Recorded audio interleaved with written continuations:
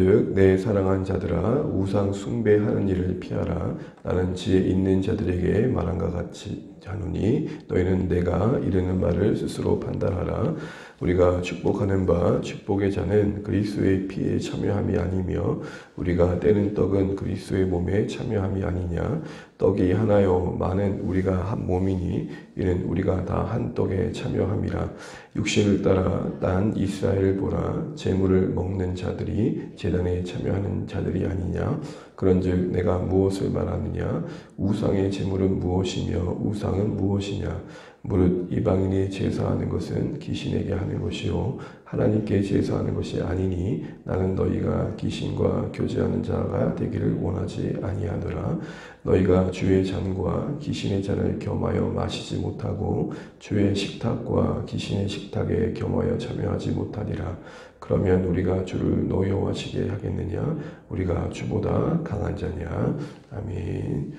인사드리겠습니다. 기도해 감사합니다. 로마에 받으십시오. 감사합니다. 우리가 어제 10장 전반부를 살펴보면서 대부분의 그 부분의 대표적인 분위기가 경각심을 주고자 하는 내용이었음을 봤습니다. 이스라엘의 과거의 실패의 이야기를 본보기 삼아서 그들의 오늘의 경고망동함, 어떤 너무 자신만만함에 대한 이야기를 꺼내는 것이죠. 그래서 영적인 방심이 방종이 될 수 있다. 너희들의 그 자만이 너희 스스로를 자멸케 할 수 있다라는 말씀을 했었습니다.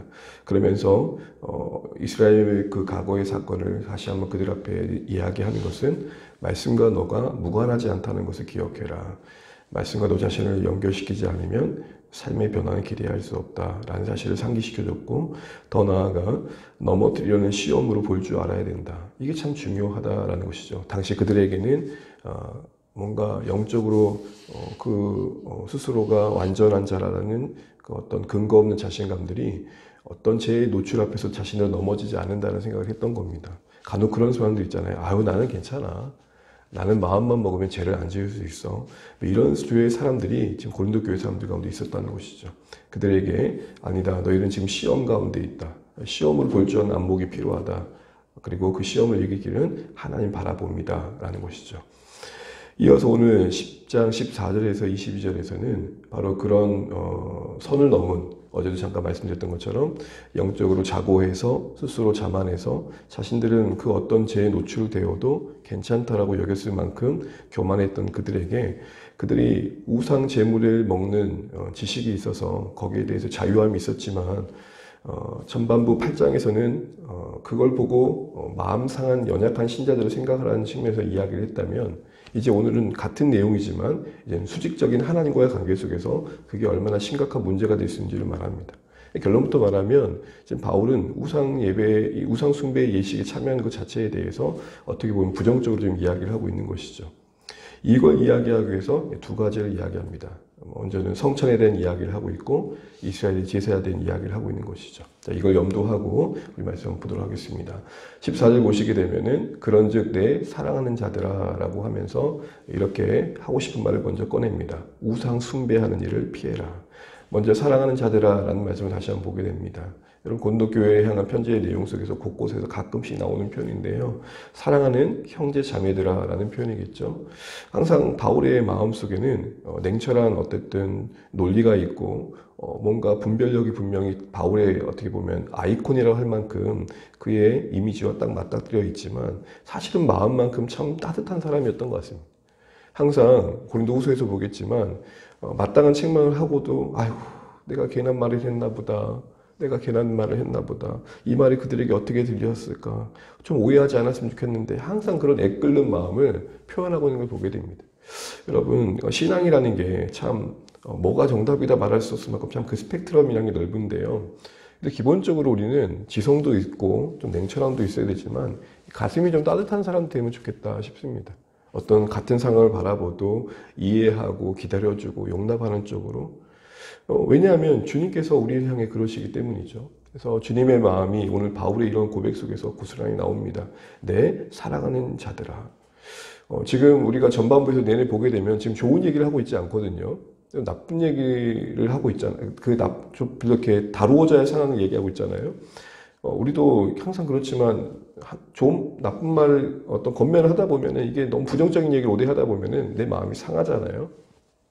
오늘 바울은 그러나 따뜻한 마음을 지켜가고 있는 걸 보게 됩니다. 그러면서 하는 말이 피해라는 겁니다. 이때 피하다는 말은 뭐냐면 위험으로부터 달아난다는 말인데 조금 더 가정하자면은 정말 심각한 일로부터 도망치는 일을 말합니다.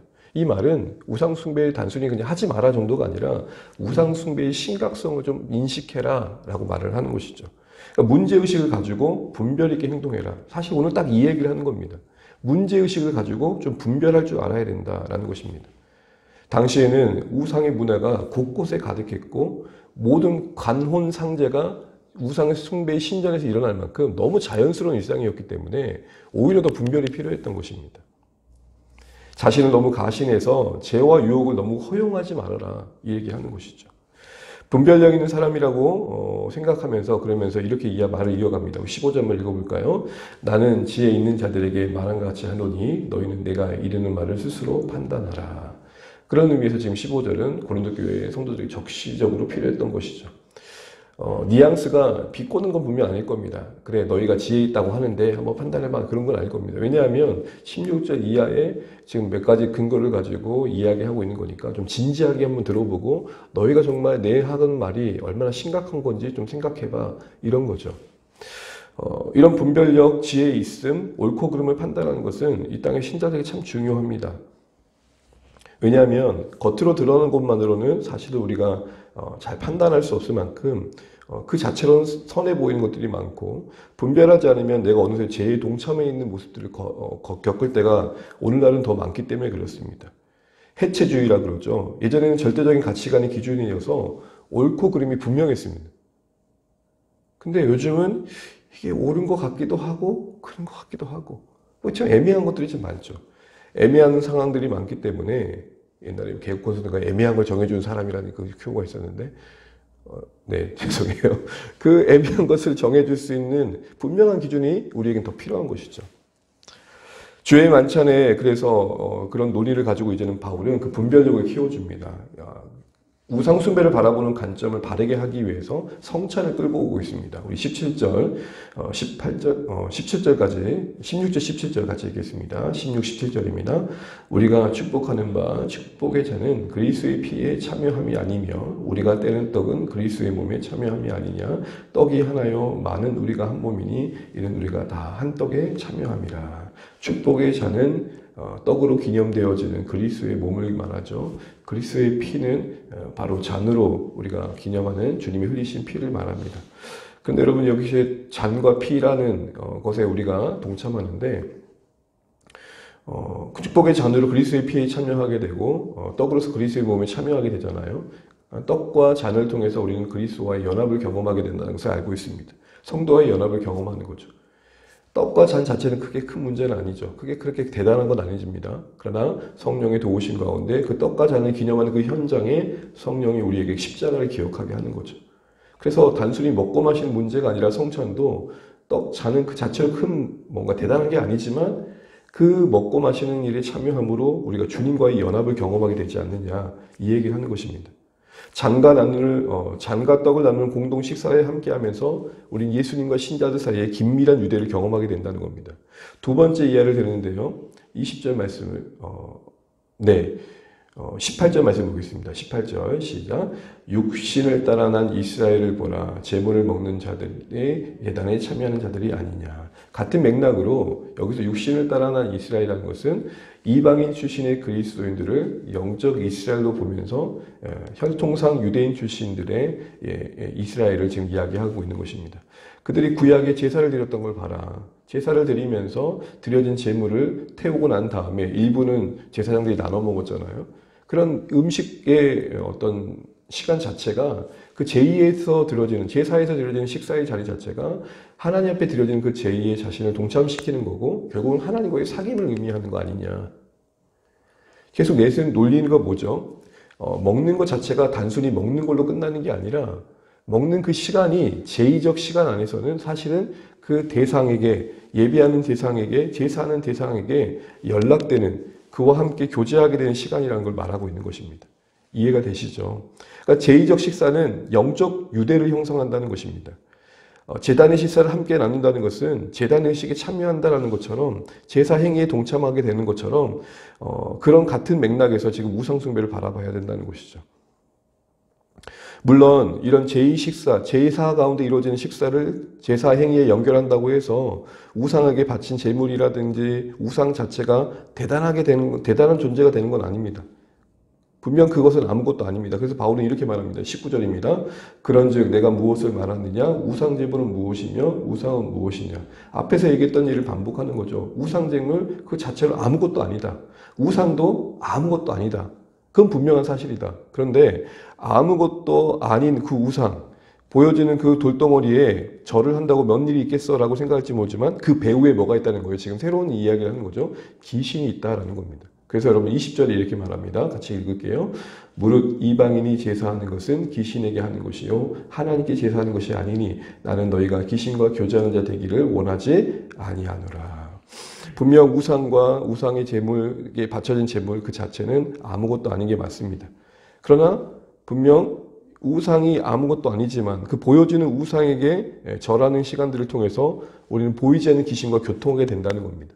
우리가 보여주는 떡과 잔을 기념함으로써 보이지 않는 그리스도와 연합을 경험하게 되는 것처럼 제사가 그 자체는 크게 문제되지 않을 수도 있지만 그 배후에 있는 귀신과 연합하는 시간이기 때문에 주의해야 된다. 바울이 지금 이렇게 얘기를 하는 것입니다. 우상에 절하는 것은 아무 실체 없는 행위가 아니라 분명 의미 있는 행위라는 것입니다. 영적으로 볼 때는. 여러분 오늘날도 전통이라든지 문화라는 이름 안에서 이루어지는 각종 제사의식들이 있고 또 어떤 사술, 점치는 것들이 있습니다. 저기 성남동인가요? 그 젊음의 거리에 쭉 나오다 보면은 타로의 거리가 있더라고요. 별거 아니죠. 어떻게 보면 그냥 문화라고 할 수 있을 겁니다. 그러나 여러분 우리는 그런 것을 좀 더 분별해야 할 시기가 있다는 거죠. 분별 없이 동조하고 동참하다 보면은 우리도 모르게 그 의식 세계 속에 자리 잡고 있는 영적 교제가 악한 자의 영적 교제가 이루어질 수 있다는 것을 볼 줄 알아야 된다는 것입니다. 당시에는 더욱이도 우상 숭배가 일상적이었다고 했습니다. 그러니까 얼마나 더욱이 더 분별력이 필요했겠습니까? 그래서 바울이 아까 그렇게 얘기했던 겁니다. 정말 잘 판단해봐라. 정말 잘 판단해봐라. 그럼 여러분 귀신과의 교제가 문제가 된 이유가 뭡니까? 그건 결국 하나님과 관계를 깨뜨리기 때문에 그렇습니다. 우리 21절 말씀 같이 한번 읽겠습니다. 너희가 주의 잔과 귀신의 잔을 겸하여 마시지 못하고 주의 식탁과 귀신의 식탁에 겸하여 참여하지 못하리라. 겸하지 못한다는 겁니다. 양립할 수 없다는 것입니다. 주님과 교제하면서 귀신과 교제한다는 게 말이 안 된다는 것이죠. 이 양립할 수 있는 관계를 가지고 결국 교회 가운데 하고 싶었던 말이 무슨 말일까요? 특별히 당시에는 하나님과 귀신을 동시에 섬기는 게 불가능한 것을 분명히 할 필요가 있었습니다. 왜냐하면 오늘도 그렇지만 당시에는 더 다신적인 문화였거든요. 우리 종종 그렇잖아요. 신은 많으면 많을수록 좋은 거예요. 일본이 그렇죠. 예수님 믿겠습니다라고 하지만 사실 그게 100번째인 거예요. 신이. 99개의 신을 믿고 있는데 예수도 그 100번째 신으로 믿겠다는 믿음이지 오직 한 분이란 믿음은 아니거든요. 다신적인 포용의 분위기 속에서 더욱이나 더 신자들은 여러 신에게 절을 하는 모습을 보여줌으로써 예수 그리스도의 유일하신 주되심을 가리우면 안 된다는 것이죠. 상황과 필요에 따라서 여러 신을 섬겼던 포용되었던 그 시대의 분위기에 휩쓸려 가지고 더 많은 신을 섬기면 나에게 유리하면 유리했지 불리하진 않아. 이런 범신론적 시대 간에 물들면 안 된다는 측면이 더 강했기 때문에 더욱더 하나님과 귀신이 병행할 수 없음을 강조할 필요가 있었던 것입니다. 이런 상황에서 참된 신은 오직 하나님밖에 없다는 것을 믿는 신자는 더 분명한 태도와 자세로 보여줘야 했다는 것이죠. 우리는 가끔 그래요. 아니 뭐 제사 그 문제 하나 뭐라고 그렇게 시끄럽게 해. 물론 제사 그 자체는 별건 아니지만 우리가 바로 이런 이유 때문에 그런 거죠. 영적인 측면이 있다는 것입니다. 하나님 예배할 분은 오직 유일하신 분은 하나님밖에 없다는 거예요. 물론 그 관계 속에 지혜가 필요할 것입니다. 그래서 여러분 당시에 자유하다고 하면서 우상제물의 음식을 먹을 수 있다는 이유 하나만으로 우상 숭배의 현장까지 참여했던 그들에게 너희들 너무 선 넘었어. 선 넘으면 안 돼. 그거 하나님이 얼마나 심각하게 여기는 문제를 인식해 라고 말하는 겁니다. 그래서 22절을 같이 말합니다. 우리 같이 한번 읽어볼게요. 그러면 우리가 주를 노여워하시게 하겠느냐? 우리가 주보다 강한 자냐? 무슨 말이에요? 믿음이 강하다고 하니까 니들이 주님보다 더 강하다 생각하는데 너희들 지금 교만한 거야 말하는 겁니다. 노여워하신다는 것은 하나님의 거룩한 진노로 정말 그 부분을 심각하게 여기고 있으면 잊지 마라고 이야기를 하고 있는 것이죠. 자유하다고 하면서 우상 숭배에 참여하는 것 자체가 귀신과 식탁의 교제를 나누는 심각한 문제임을 인식하고 그것이 근본적으로 하나님 관계를 어그러뜨릴 뿐만 아니라 또한 그것이 신자들이 하나님께 오직 영광을 돌려야 된다는 사실을 드러내야 할 그 삶의 본질적인 모습으로부터 벗어나는 행동임을 잊지 말라는 것이죠. 이것은 결국 하나님의 거룩한 질투하심, 분노를 자극하는 치명적인 선택이라는 것입니다. 이런 마음을 버리라는 겁니다. 에이, 이쯤이야. 이 정도쯤이야. 우리가 하나님과 관계 속에서 너무 죄에 대해서 열린 마음을 가지면 안 된다는 겁니다. 왜요? 하나님과의 관계는 거룩의 현장입니다. 다시 말해 우리 마음에 숨겨진 우상을 품고서 거룩하신 하나님과의 교제의 기쁨을 누릴 수 있느냐? 그럴 수 없다는 것입니다. 여러분 그렇잖아요. 어떤 사람과 교제하는데 내가 정작 교제하고 있는 그 사람 아닌 다른 사람을 마음에 품고 온전한 고백이 가능한가요? 온전한 연합이 가능한가요? 딴 생각 품고 있는데 어떻게 사귈 수 있는 거죠? 당시에는 보여지는 우상 숭배의 그런 행태가 문제였다면 오늘날은 우리 안에 숨겨진 우상들이 문제라는 것이죠. 결국 하고 싶은 말은 이거예요. 교회요, 너희가 정말 하나님과의 연합의 기쁨을 누리면 좋겠다. 이걸 위해서 우리 안에 제거해야 할 우상이 있지 않은지를 좀 돌아보지 않으냐? 판단해 보라는 겁니다. 너 혹시 하나님보다 돈을 더 사랑하지 않아?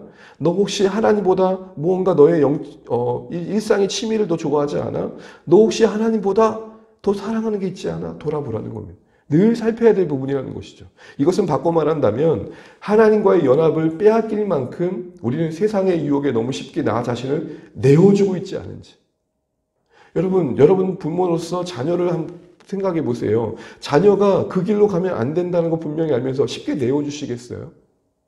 바로 이런 하나님의 마음을 우리가 알고 하나님 마음으로 우리 현실을 이해하면서 제 유혹 앞에 쉽게 넘어질 수밖에 없는 우리인 줄 알고 하나님과의 깊은 사귐을 빼앗기지 않도록 우리 안에 허용해서는 안 될 것들까지 허용하는 모습을 삼가해야 된다는 것입니다. 여러분 이런 생각을 우리는 경계해야 된다는 겁니다. 이 정도쯤이야. 제가 이제 성경 이 언어로 말하면 이렇게 말하는 거예요. 니들이 주님보다 강하냐라는 거예요. 너가 정말 제 유혹 앞에 쉽게 안 넘어질 거라는 자신한 이유가 도대체 어디 있는 거야? 라고 말하는 거예요. 제가 아는 분이 회사 생활을 하면서 보통 1차, 2차, 3차 가잖아요. 1차까지는 사역적 측면에서 가요. 섬긴다는 마음으로. 같이 식탁에 교제를 나누고. 그럼 그 뒤에 이어진 2차, 3차, 4차까지 간다는 거예요. 왜요? 저는 괜찮아요. 시험에 안 들어요. 보통 3차까지 가면 어디까지 갑니까? 아주 엉뚱한까지 가잖아요. 자기는 괜찮대요. 그럼 나는 강하니까 안 넘어져? 이게 교만이라는 거죠. 우리 어떤 마음을 가져야 되죠? 저는 약합니다. 조금만 좋은 거 봐도 마음이 쉽게 현혹되고요. 조금만 유익되는 건 봐도 하나님을 잃어버려요. 하나님 저는 약합니다. 저는 약합니다. 주는 강하십니다. 주님 저를 도와주십시오. 이게 지금 고린도 교회 가운데 회복되어야 할 마음이었다는 것입니다.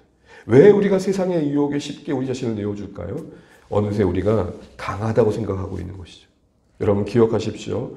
우리가 세상의 유혹에 우리 자신을 쉽게 내어줘서 하나님과의 친밀함을 빼앗기지 않기 위해 필요한 게 뭐냐?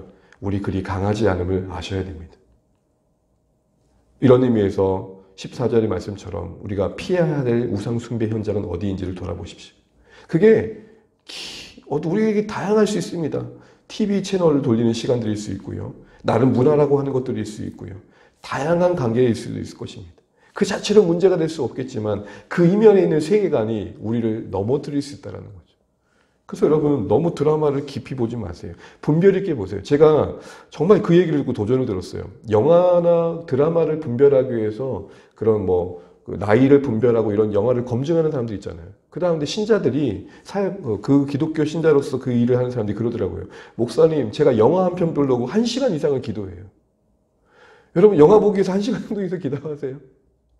그 안에 숱한 장면들, 그런 그런 모습들을 넘어지지 않으려고 말씀을 맺겠습니다. 우리 연약합니다.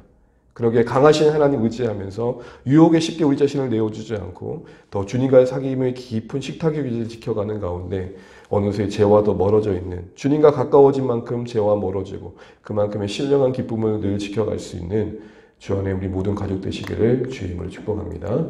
찬양하겠습니다. 찬송가 420장입니다. 찬송가 420장 찬양드리겠습니다.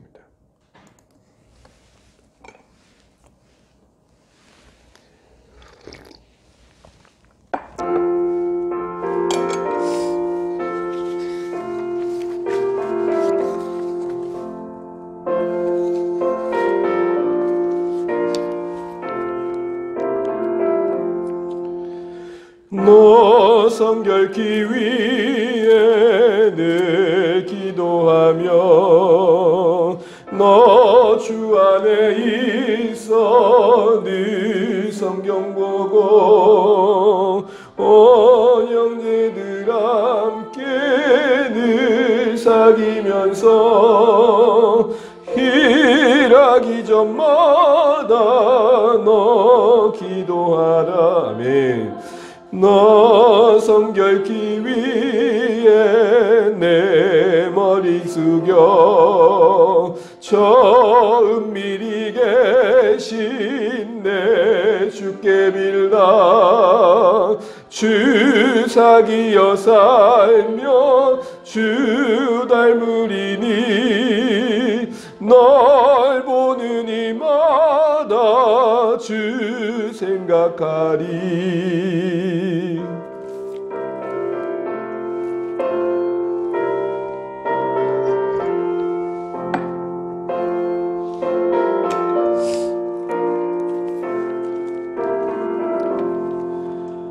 너 성결기 위에 주 따라가고 일 다급하여도 당하지 말고 참 즐거울 때나 또 슬플 때나 너 주님만 믿고 늘 따라가라.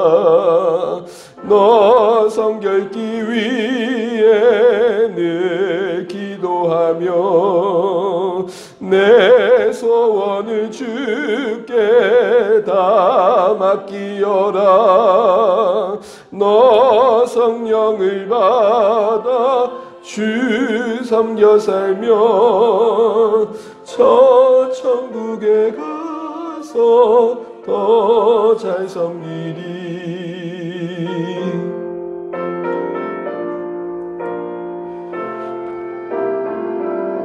네, 우리 함께 이 시간 기도하겠습니다. 주신 말씀 가지고 기도하실 때 바울이 교만하고 자만하여서 우상 그까짓 거 하면서 우상 숭배의 현장까지 참여했던 성도들에게 도전합니다.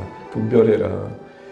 우리가 성찬에 참여함으로 그리스도와 한 몸을 이루는 것처럼 우상 제물과 우상 그 자체는 아무것도 아닌 게 맞지만 그 배후에 있는 귀신과 교제하는 시간을 갖는 것과 다를 바 아니다 라고 경고합니다. 바르게 분별하다 보면 우리에게 너무 당연했던 일상의 문화들 속에 기독교적이지 않은 가치관들이 참 많구나 라는 걸 알게 됩니다. 이 시대에 이런 분별이 많이 필요함을 봅니다. 그래서 다시 한번 우리가 죄의 영역에 대해서 너무 많이 우리 자신을 내어주고 있지 않은지 돌아보면 좋겠습니다. 바르게 분별하면서 주님과의 사귐을 잘 갖고 가는 가운데 우상을 품음으로 누릴 수 없었던 하나님과 신령한 관계를 잘 누려가면 좋겠습니다. 이를 위해서 우리가 깨달으면 좋겠습니다. 우리 그렇게 강하지 않습니다. 오직 강하신 분은 주님이십니다. 우리가 주님보다 강하지 않기에 주님을 의지하면서 죄와의 싸움을 이겨내고 또 신령한 기쁨을 지켜갈 수 있는 주 안의 가족들 될 수 있도록 기도해 주시기 바랍니다. 계속해서 우리 자녀들 위해 기도해 주시고 정말 마음으로 품고 기도하는 사랑하는 가족들과 VIP들을 위해 기도해 주시고 특별히 와라때 초청될 분들 함께 그들 마음 열어주셔서 함께 할 수 있는 환경과 상황이 만들어질 수 있도록 기도해 주시기 바랍니다. 그리고 우리 연약한 가운데 있는 소모임들 기억하여 주시고 우리 은정자매 기도해 주시기 바랍니다. 그리고 전반기 상공부 시간에 또 많은 사랑 관심들 가지고 참여할 수 있도록 기도해 주시기 바랍니다. 그래도 계속해서 기도하는 점을 기도해 주시고 또 이 나라 민족을 위해서 세우신 교회를 위해서 같이 기도해 주시기 바랍니다. 같이 기도하시고 오늘 주 안에 승리하시는 복된 한 날 되시기 바랍니다. 기도하시겠습니다. 하나님 은혜를 감사합니다. 오늘 우리에게 허락하신 한 날 주의 긍휼하심을 구합니다. 아버지 하나님 우리에게 은혜를 베풀어 주시고 우리가 주의 사랑 안에서 다시 한번 안위할 수 있도록 역사하여 주시기를 간절히 바라옵나이다. 하나님 아버지 이 땅을 살아가면서 우리가 악한 곳에 쉽게 무너지지 않도록 도와주시고 세상의 유혹 앞에 우리 자신을 너무 내어주지 않도록 은혜를 베풀어 주시기로 합니다. 하나님 분별력을 갖게 도와주시고 하나님 우리 마음에 품은 우상을 제거해 가면서 하나님과의 깊은 사귐의 관계를 이뤄갈 수 있도록 도와주시기를 원합니다.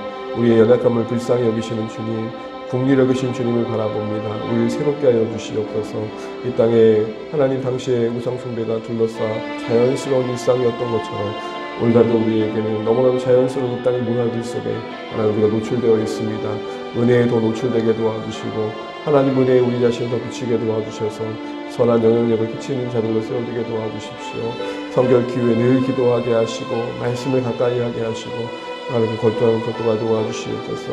하나님 거룩한 결단을 가지고 살아갈 수 있도록 은혜를 베풀어 주시옵소서. 주님 우리를 붙들어 주시며 우리와 동행하여 주시고 우리가 하나님과 함께 할 수 있도록 은혜를 내려 주시옵소서.